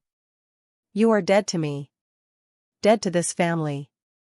If I ever see you again, I will finish this. Jammed gun or not. Demons or not. Do you understand? I understand, I said. You have 1 hour, he continued. Take nothing. No money. No jewelry. Nothing that belongs to this family. And never come back. He turned and walked away. My brothers followed. The hallway emptied. Only my mother remained, still crying on the floor. Ummy, I whispered. I'm sorry. I'm so sorry. Don't. She stood, her face wet with tears. Don't apologize for being brave. For choosing freedom. I couldn't do it. But you did. And her voice broke. I'm proud of you. Even though it kills me. I'm proud. She pulled me into a hug. Held me tight. Whispered in my ear, run far. Run fast. And don't look back. Live, Layla. Live. Then she released me and walked away, leaving me alone in the hallway with my broken ribs, my bruised face, and my impossible freedom. I went to my room. Grabbed a bag. Packed a few clothes, my hidden phone, the Bible Maria had given me. I looked at the wedding dress one last time, white and gleaming and irrelevant now. I was never going to wear it. Never going to be Sheikh Rashid's property. Never going to be anyone's property again. Because I was a daughter of the king. And daughters of the king don't get sold. I walked out of that house with nothing but a bag and a phone. Maria was waiting at the end of the street, she'd somehow known. She grabbed my hand and pulled me into a car driven by someone from the underground church. As we drove away, I looked back at the house I'd grown up in. The prison I'd just escaped. And I whispered, thank you, Jesus. Thank you for keeping your promise. Thank you for being my father. Thank you for setting me free. The car turned a corner. And the house disappeared. I was homeless. Penniless. Disowned. Marked for death. And I'd never been more free in my entire life. The safe house was in a part of the city I'd never seen before. We drove for over an hour, taking turns I couldn't track, doubling back multiple times to make sure we weren't followed. Maria sat beside me in the back seat, holding my hand, whispering prayers in Tagalog. I didn't understand the words, but I understood the heart behind them. She was asking Jesus to protect me. To hide me. To keep me alive. The driver was a woman named Grace, Ethiopian, maybe 40, with kind eyes and careful hands on the steering wheel. She kept checking the rearview mirror, watching for cars that might be tailing us. Watching for my brothers. For my father's friends. For anyone sent to finish what the jammed gun had started. We're almost there, Grace said finally, her accented Arabic soft and reassuring. Just a few more minutes, Habibti. You're safe. You're safe. But I didn't feel safe. I felt exposed.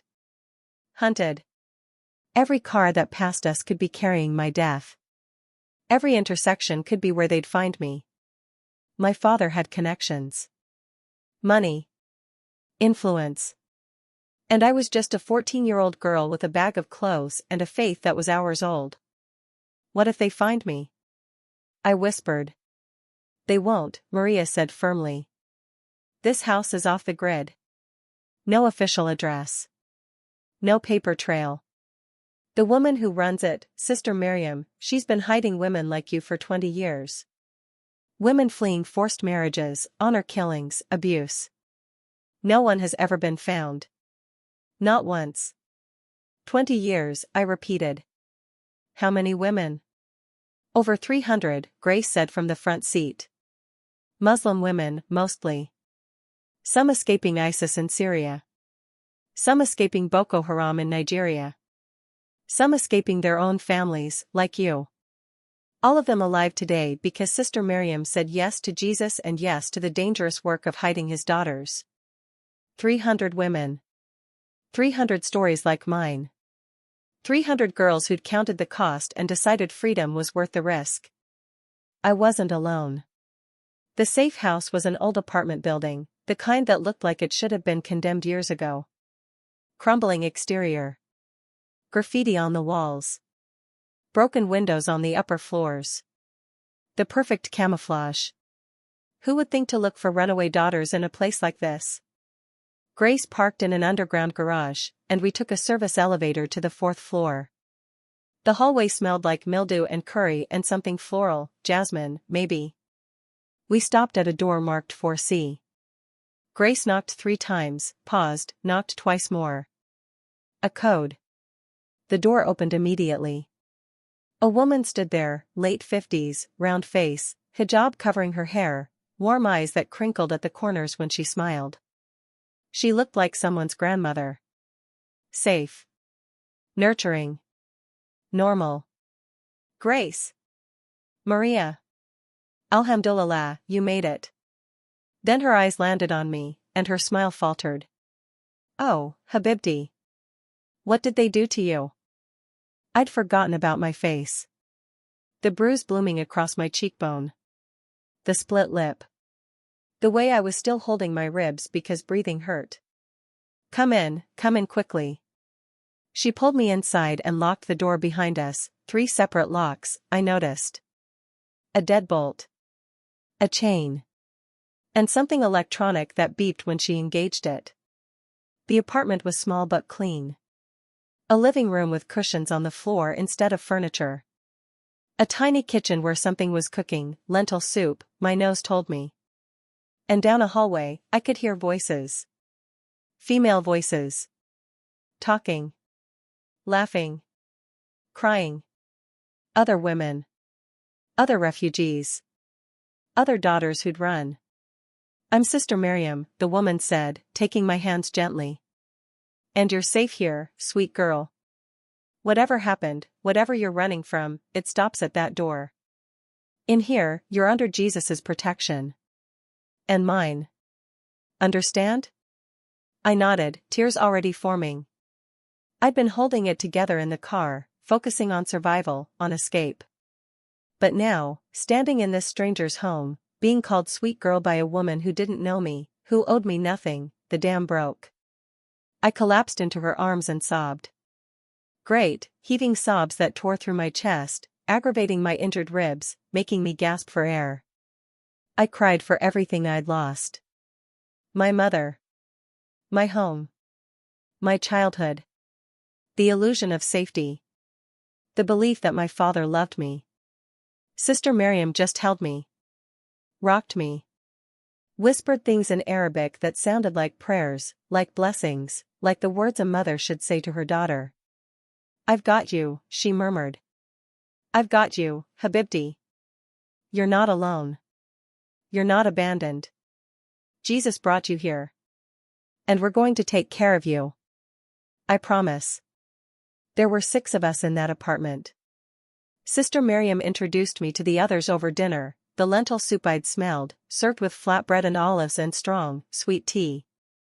Amira was 19, from Syria. She'd escaped an ISIS fighter who'd married her when she was 15. She'd been his slave for 3 years before a Christian aid worker helped her escape during a rescue operation. She had scars on her wrists from the chains. Scars on her soul from the things he'd done. But her eyes were bright now. Alive. Free. Yasmin was 16, from Saudi Arabia.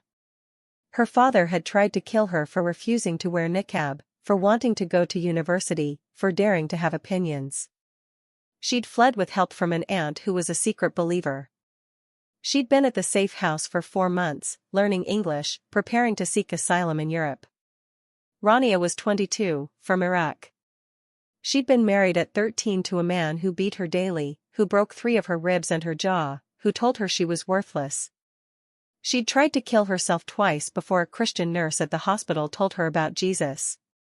About worth. About a God who loved her. She'd believed. And then she'd run. Her husband was still looking for her. Sister Miriam said he'd been to the neighborhood twice, asking questions. But he'd never found the apartment. Layla was 17, from Morocco. She'd been raped by her uncle and then forced to marry him, to preserve family honor. She was 4 months pregnant when she arrived at the safe house, carrying her rapist's child. She'd given birth 2 weeks ago, a girl. She'd named her Grace. Fatima was 25, from Pakistan. She'd been a third wife to a man who already had 2 wives and 7 children. He'd married her for her dowry money and then taken every penny, leaving her to be a servant to his other wives. She'd endured for 3 years before she met a Christian woman at the market who told her there was another way. A God who didn't sanction abuse. A savior who saw her pain. She'd left everything and run. Her family had put a bounty on her head, $10,000 to anyone who killed her and brought proof. These were my new sisters. Not by blood. By survival. By Jesus. By the shared understanding that we'd all chosen death over slavery and somehow ended up alive. We ate together. Prayed together. And then Sister Miriam took me to a small room at the end of the hall, barely bigger than a closet, with a mattress on the floor and a single window covered with heavy curtains. "It's not much," she apologized. "But it's yours. For as long as you need it." "It's perfect," I whispered. Because it was. It was mine. No one could enter without permission. No one could hurt me here. It was the first space I'd ever had that was truly safe. Sister Miriam helped me change into clean clothes, too big for me, borrowed from Yasmin, and then examined my injuries with gentle, practiced hands. She'd been a nurse before she started the safe house, she told me. She knew how to treat wounds. Physical ones, anyway. The soul wounds took longer. 2 cracked ribs, she said, wrapping my torso carefully with bandages. They'll heal in 4 to 6 weeks. The bruises will fade sooner. But Layla, she tilted my face up so I had to look at her. The trauma from tonight will take longer. What your father did, what your brothers witnessed, that leaves marks you can't see. Scars that don't show up on your skin. You understand? I nodded. We have a counselor who comes once a week. A Christian woman, Arab, former Muslim. She understands. She'll help you process. Work through the grief, the anger, the fear, the guilt. All of it. Because you're going to feel all of it, Habibti. And that's okay. That's normal. That's part of healing. What if I can't heal? I asked. What if I'm too broken? She smiled sadly. Jesus specializes in broken things. Broken hearts. Broken people. Broken lives. That's his favorite material to work with. Because when he puts us back together, we're stronger than we were before. Different, yes. Scarred, yes. But stronger. She kissed my forehead, something my own mother had stopped doing years ago, and left me alone in my tiny room with my thoughts and my pain and my impossible freedom. I lay on the mattress and stared at the ceiling. It was cracked, water-stained, ugly. But it was mine. This moment was mine. This breath was mine. This life was mine. For the first time ever, I belonged to no one but Jesus. The days that followed were strange. Disorienting. Like learning to walk after years of paralysis. I woke up every morning expecting to be back in my old room, with my wedding dress hanging on the door and my father's voice calling me downstairs. But instead, I'd open my eyes to cracked ceiling, to the sounds of other women moving around the apartment, to the smell of coffee and freedom. Sister Miriam established a routine for us. Morning prayers together, not the rote Islamic prayers I'd grown up with, but conversations with Jesus. Raw. Honest. Sometimes angry. Always real. Then breakfast. Then chores, everyone contributed. Cooking, cleaning, laundry. Learning to take care of ourselves, to function as whole people instead of servants or property. Afternoons were for education. Sister Miriam had connections with online universities, with tutors, with organizations that helped refugee women get their certifications. Amira was studying to be a nurse. Yasmin was learning English and French. Rania was getting her high school equivalency. They were building futures. Real futures. Not ones dictated by fathers or husbands or culture. What do you want to be? Sister Miriam asked me one afternoon while we were folding laundry. I used to want to be a doctor, I said. But that was before. When I thought I had choices. You have choices now, she said firmly. So I'll ask again, what do you want to be? I thought about it. Really thought. Not about what my father wanted. Not about what was practical or expected. But about what my heart wanted. I want to help girls like me, I said slowly. Girls who are trapped. Who think they have no options. I want to tell them about Jesus. About freedom. About worth. I laughed at myself. I want to do what you do. Run a safe house. Hide daughters. Fight for them. Sister Miriam's eyes filled with tears. Then that's what you'll do. We'll make it happen. Education first, you'll need credentials, training. But yes, Habibti. You'll do this. Jesus has already started preparing you. But freedom came with a cost I hadn't fully understood. 3 weeks after I arrived at the safe house, Maria came to visit. She looked tired. Stressed. And when she saw me, she started crying. What's wrong? I asked, my stomach dropping. What happened? Your father, she said. He fired me. Kicked me out of the house with no notice, no severance, nothing. He said I corrupted you. That I'm responsible for your apostasy. He's telling everyone I'm a Christian agent sent to destroy Muslim families. Oh, Maria, guilt crashed over me like a wave. I'm so sorry. This is my fault. You helped me and now. Stop. She grabbed my hands. This is not your fault. I chose to help you. I chose to tell you about Jesus. I'd do it again 1,000 times. But Layla, there's more. My heart clenched. What? Your family put out a statement. Disowning you publicly. Declaring you an apostate and a disgrace. Your father said anyone who helps you, hides you, or gives you aid is an enemy of his family and will be treated as such.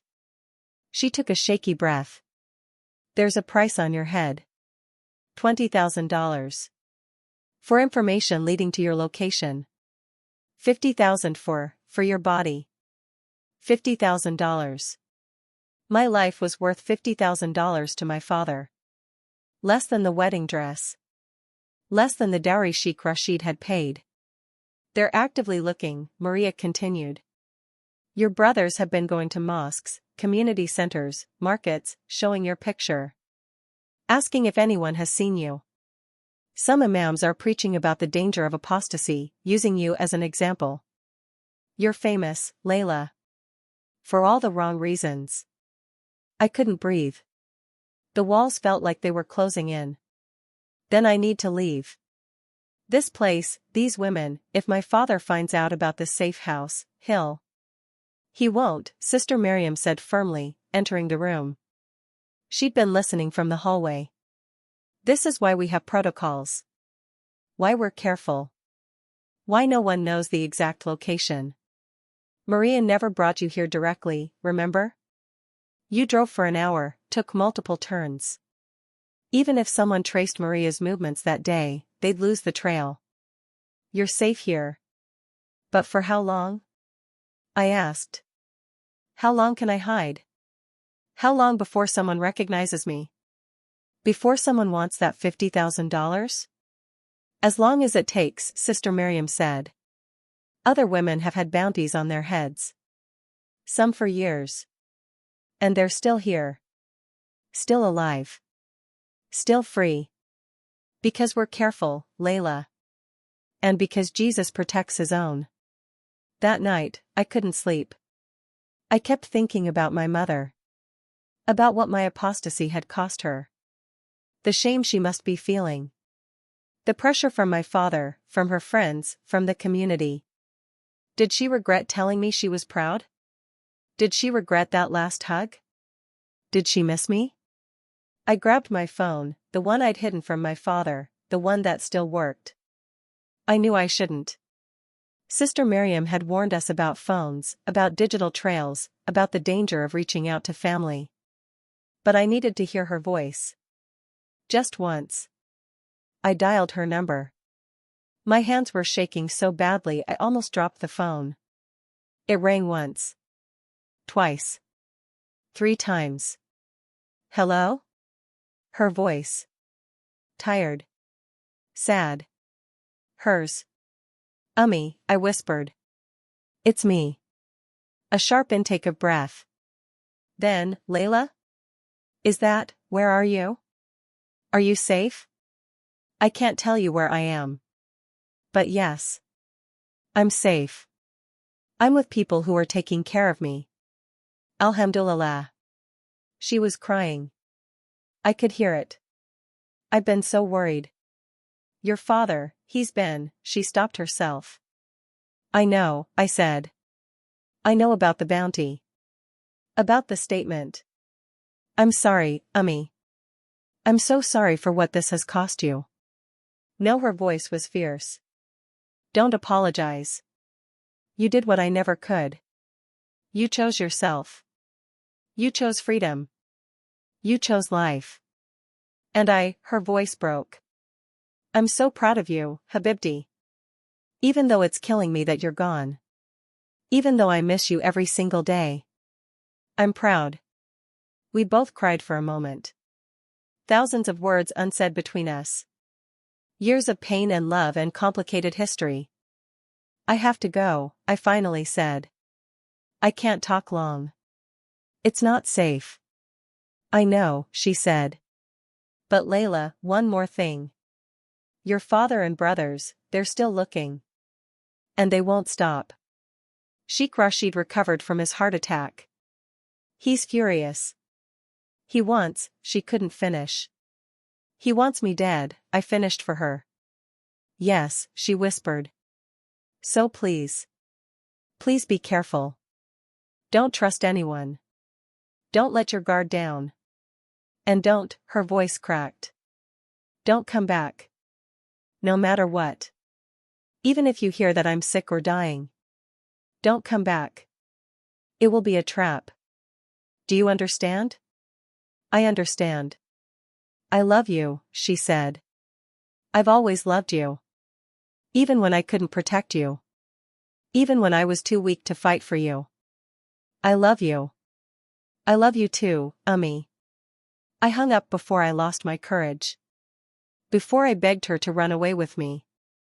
Before I did something stupid that would endanger both of us. Sister Miriam was standing in the doorway. She'd heard everything. That was dangerous, she said gently. But I understand. Sometimes we need to hear the voices we've lost. Just once. She told me not to come back, I said. Even if she's dying. She's protecting you, Sister Miriam said. That's what mothers do. Even when they can't protect us from their husbands, they try to protect us from our own hearts. She sat beside me on the mattress and put her arm around my shoulders.